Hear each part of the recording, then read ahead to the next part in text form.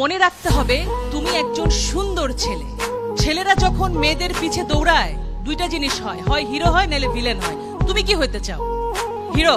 Villain হইতে চাইলে কি হবে জানো? পিছে পিছে দৌড়াবা, ওই যে পুলিশ এসপি সে ধরে নিয়ে আবার একটু পেদানি দিবে, মেয়েকেও পাবা না, মাইরও খাবা। ভাই ভালোই তো বাসছিলে, তুই কি দোষ করলা, তাই না?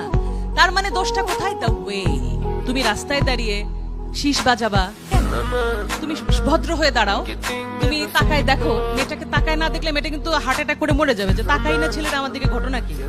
কিন্তু সেই দৃষ্টি থাকবে সৌজন্যমূলক, সুন্দর। সুতরাং ছেলে এবং মেয়ে মিলে সুন্দর পৃথিবী গড়তে হলে তোমাদের জানতে হবে ছেলে অনেক ভালো, মেয়েরা অনেক ভালো। সুতরাং দুজন মিলে একটা সুন্দর পৃথিবী হবে। নিজের শরীরকে যত্ন নিতে হবে দুটি কারণে। নিজে সুস্থ হয়ে গড়ে ওঠা, নিজের যত্ন নেবে, তাহলে কি হবে, অনাগত যে বাচ্চাটা আসবে সেটাকে মনে রাখতে হবে একটা মেয়ের পেটে একটা বাচ্চা মানে সেই মেয়েটি মা